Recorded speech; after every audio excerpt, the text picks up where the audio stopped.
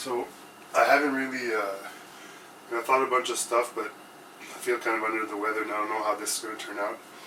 But first I want to show you this.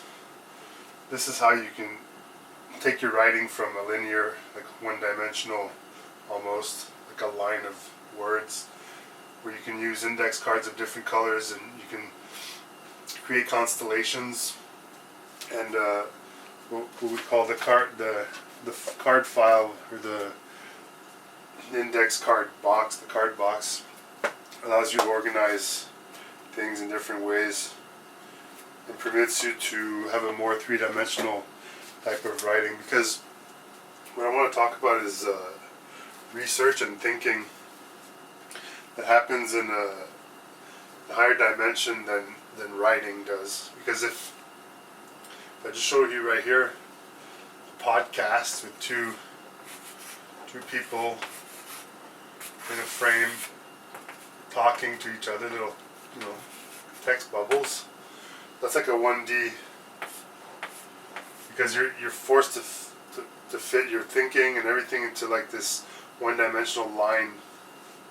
So when you watch it, you can't stop it, and like you can, but it's really hard to go. And like what I do in these videos is I'm showing you how the methodology works in an actual 3D space, because you have the workspace, I call it. We'll call it the W space. That's a three-dimensional space, and it does change over time too, but I'm calling this talk archive land,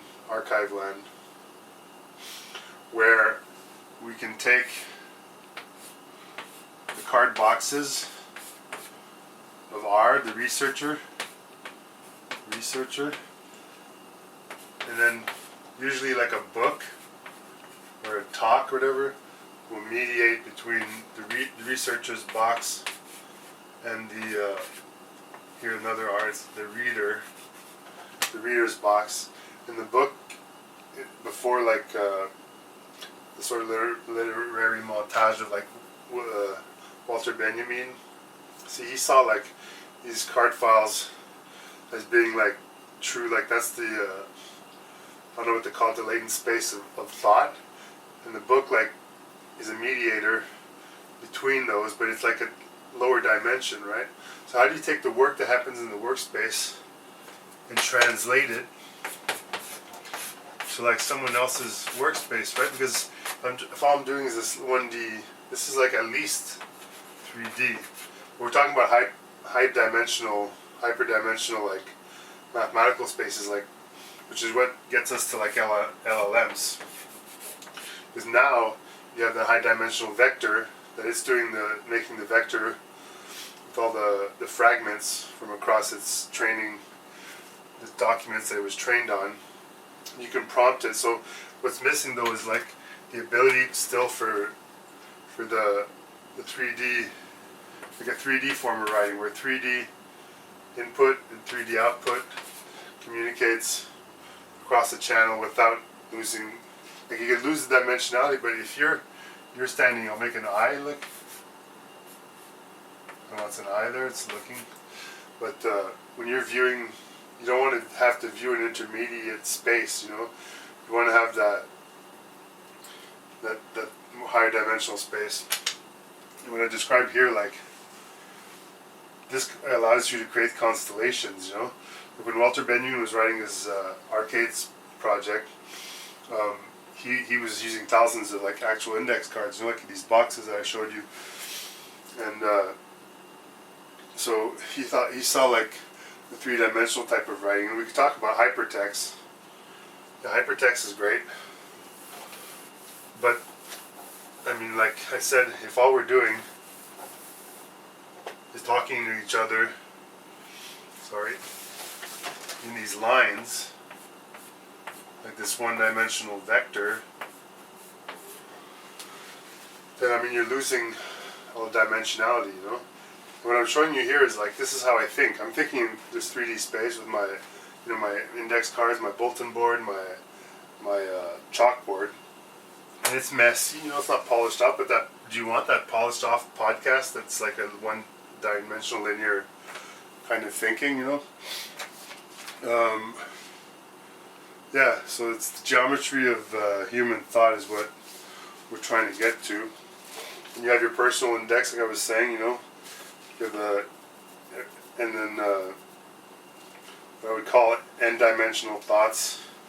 You know, you don't want it to fall into a 1D narrative. You want, it's a kind of, I call it database art, you know, because like databases, like at least the relational ones, work with like tables, you know. And this, I'll just take a trajectory here, a little tangent, in which you call it biblical typology. You have type, you have types and antitypes. That I relate this to the relational database where here you have type, you have antitype.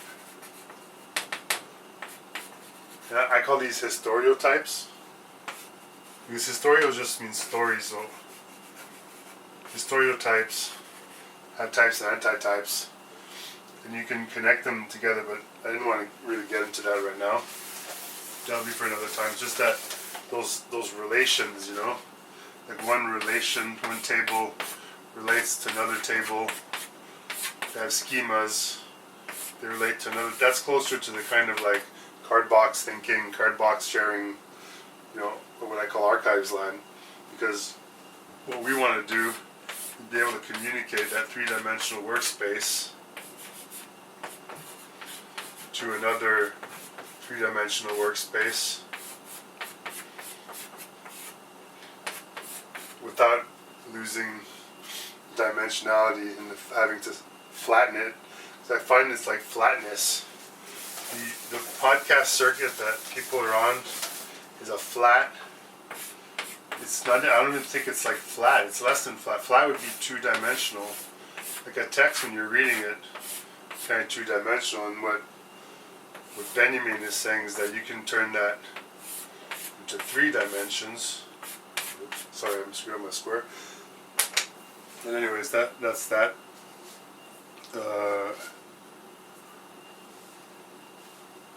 So yeah, the large language model brings to what I call archives line the high dimensional idea space, you know.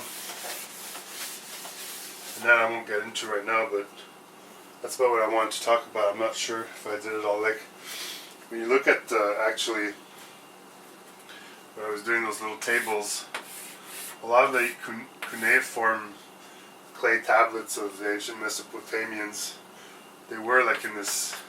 Tables were done in like this. And there's even a theory of woven text. Apparently, the Bible, some of the Old Testament, was woven text like this.